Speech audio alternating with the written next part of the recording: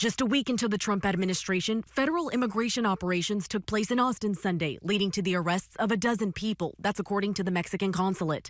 For the first time since this crackdown, Austin Police Chief Lisa Davis is telling us whether her department will play a role in immigration enforcement. Immigration and Customs Enforcement agents performed targeted operations on Sundays. They were searching and arresting people who they say were wanted violent offenders. Was your department made aware of these operations ahead of time? After this happened, I called our contact. We've actually had a meeting beforehand to kind of talk about the way that they operate and what's going to be happening.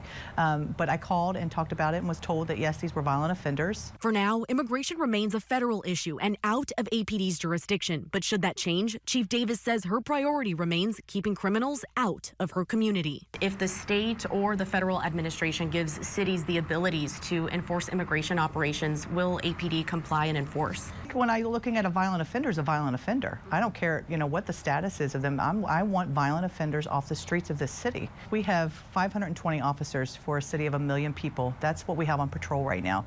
My priority is about what keeps Austin safe. Davis says these ICE crackdowns aren't new to Austin, but fresh in the spotlight. I think this has always been going on. It is just now it's being spoken about. In 2012, an ICE fugitive operations team was established in Austin, focused on arresting repeat immigration law violators and undocumented people with serious criminal histories. Since then, officers from this Austin office have arrested 198 illegal immigrants, including 174 with criminal histories. For now, though, Davis says her department remains detached from immigration enforcement. I think, again, they have a different role. And those civil orders that they're doing, that is not a criminal order, and the Austin Police Department does not have a role in enforcing that.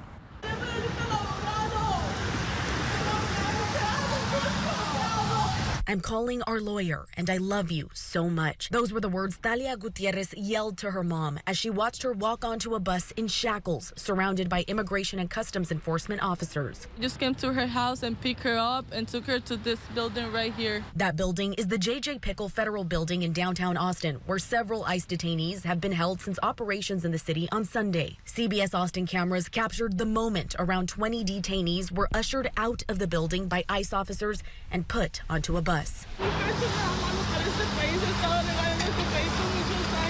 This is the moment Gutierrez watched her mom leave the building in that bus, not knowing where she's going or when she will ever see her again.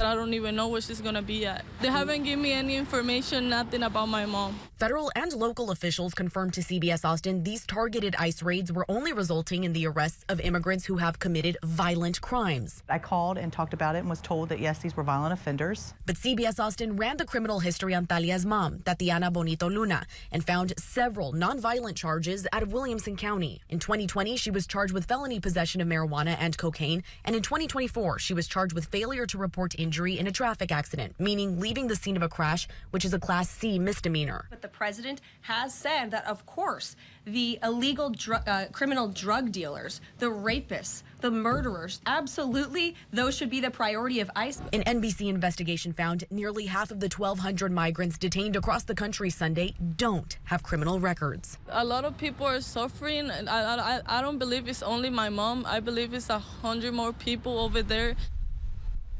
Just keeping my prayers for my mom and just wishing the best for her, and hopefully we can be together again.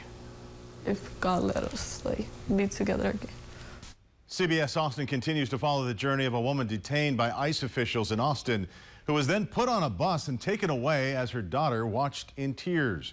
Tonight we're learning more about the whereabouts of these detainees and the fate that awaits them. CBS Austin's Abigail Velez is live downtown for us tonight. After speaking with the woman's daughter about what's next in her mother's case, what are you learning tonight, Abigail?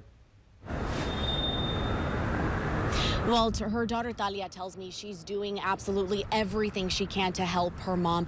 But we spoke to immigration officials who say it could be years until her mother is released. It's just pretty heartbreaking. I don't have words to explain. I mean, at the time that I saw her coming out, it was devastating. It was pretty, rough for me. It's been 24 hours since Thalia Gutierrez saw her mom. shackled and surrounded by Immigration and Customs Enforcement officers being put on a bus with around 20 other detainees. I was just like really desperate because I couldn't find her. Friday morning, CBS Austin located Talia's mother, Tatiana Luna Bonito, in Pearsall, Texas, at the South Texas Detention Facility. People who have been transferred to South Texas Detention Complex or an immigrant center like that typically are going before a judge and they're in deportation proceedings. Most often, they'll be deported directly from the processing center. Kate Lincoln Goldfish is an immigration attorney in Central Texas. She says Luna Bonito's case may be complicated given her criminal history. My guess is it would be very difficult to get her out of detention or even stop a deportation. Although not violent crimes, Luna Bonito was charged with minor drug and traffic violations in 2020 and 2024 in Williamson County. Because of the drug charges, Kate says it's unlikely Luna Bonito's home country of Cuba will accept her back. Typically, people who are stateless, they might stay in detention in the United States for a very long time. The situation in immigration detention is a very bad one. People suffer quite a bit. Talia says this is her worst nightmare. Her mother in ICE custody for an undetermined amount of time. She's not going to spend years in ICE custody or anything like that. It's so inhuman, like, no. Talia says her mother means everything to her, and now that she's gone, she's left with nothing but a sliver of hope. I don't care what people tell me, I'm still gonna fight for my mom. Doesn't matter like what I have to do.